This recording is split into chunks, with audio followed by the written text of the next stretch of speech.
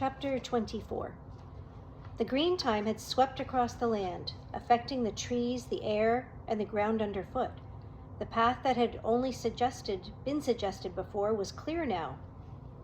Eric, Morgan, and Eli followed the path when it went straight and ignored it when it veered off. The man was bearing down on them.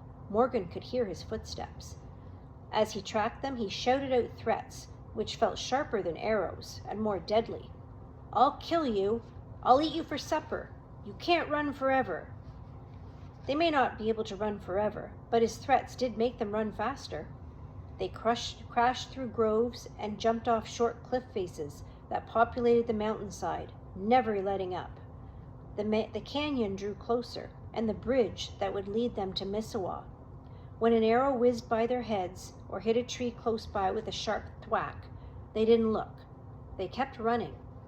If the man stopped to shoot, it meant they had a little more space between them and him. There was no time to talk, no time to slow up.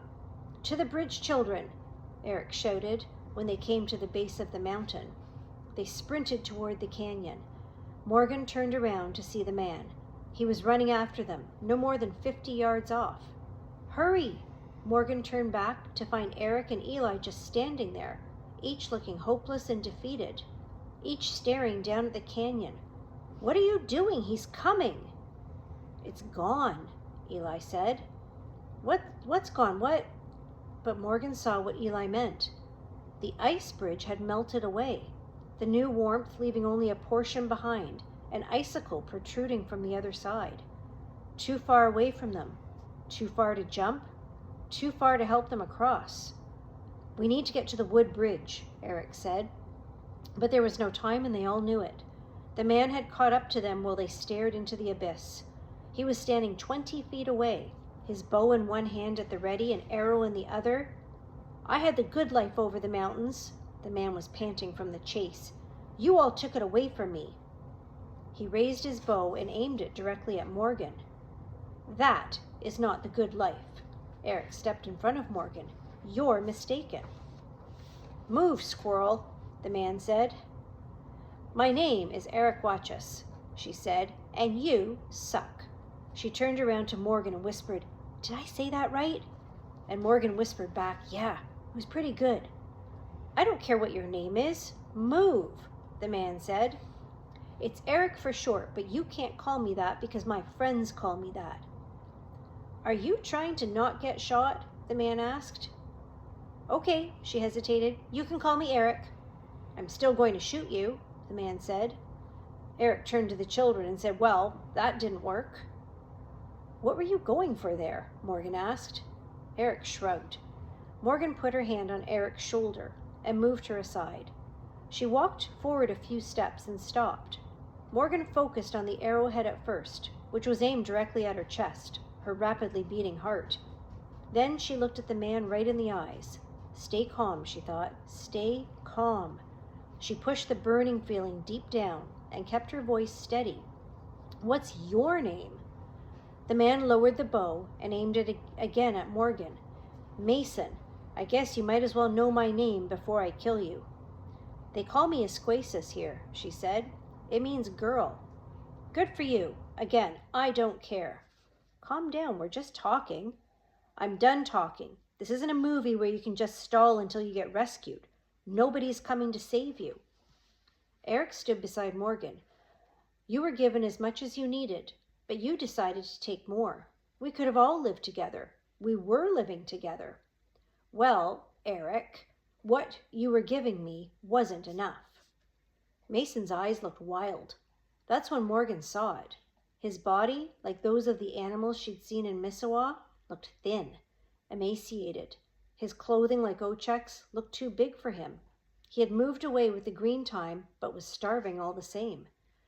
"You're always going to starve, no matter where you go, no matter how much is there for you," she said. "Shut up," Mason said. "Are you trying to guilt me? I'm going to take all 3 of you back and cook you." "Oh, so you were actually serious about that?" Eric said. "You weren't just mad?" "Of course I was serious," the man said. Eric mumbled, "Gross."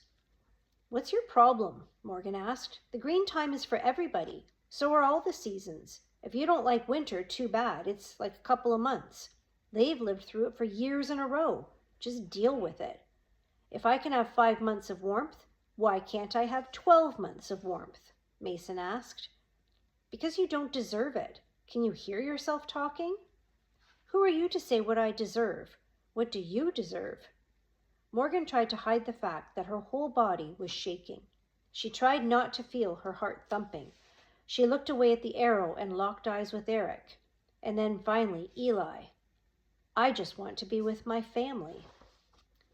Eric stepped in front of Morgan. You're going to have to kill me to get to her. And me. Eli stepped in front of Eric. Don't be silly. Get behind me, Eric whispered to Eli, and then she shuffled in front of him. Honestly, if anyone's going to get shot, it'll be the squirrel that's been alive for hundreds of years. Why do you kids even care about this place? Mason asked. Who do you think you are? I know exactly who I am, Morgan said. Do you? How did you even get here?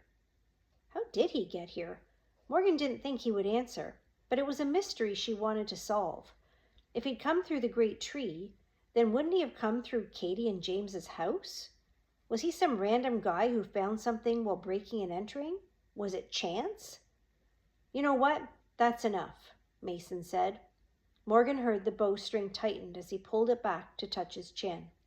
She could see everything so clearly under the white moon, under the brilliant stars. She took Eli's hand and held it tight, and focused on the stars, on the new constellation that had been made. She focused on the constellation and closed her eyes. She expected to feel an arrow enter her body, but instead, she heard a roar that echoed across the north country. She opened her eyes and looked in the direction the roar had come from. A pair of bright yellow eyes descended from the mountain and approached the canyon, accompanied by a low and continuous growl that made the ground tremble. Good. Mason lowered his bow and arrow. I was wondering where you were. I won't have to waste more arrows. Kill them. No, we saved you, Eli said. Once they're out of the way, Mason said, we'll find the summer birds and bring them back where they belong. They don't belong to anybody, Eric said. They're creatures. You know this, Mohican. I said kill them, Mason shouted. Mohican looked back and forth, from Mason to the humans and Eric, and howled to the sky in agony. Now! The wolf took a step towards the travelers, but stopped. Fine, you stupid dog. Mason raised the bow for a final time, pulled back the string, and aimed the arrow at Morgan. I'll do it myself. Mohican let out an earth-shattering roar and leaped towards the man, knocking him over as he released the string. The arrow careened toward the canyon, far from Morgan. The wolf and Mason rolled violently across the ground and toward the ledge before disappearing over the side. The siblings rushed to where the man and wolf had fallen off. Mohican was grasping the edge with one paw. Mason had fallen all the way to the bottom, disappearing into the thawed river so far below. Eli wrapped his hands around the wolf's front leg and gripped it tightly. Morgan reached down and took hold as well, but he was so heavy. Get your other leg up, Morgan said. Mohican tried, but he couldn't get a hold. His leg was slipping out of their grasp. Eric leaned over and grabbed hold too, so all three of them were trying to keep the wolf from falling, but Mohican's leg kept sliding away. Try again. But this time, Mohican didn't try. He looked up with his piercing yellow eyes, and his paw slipped. Morgan looked for as long as she dared, and then turned away before he hit the water. All she heard was the splash.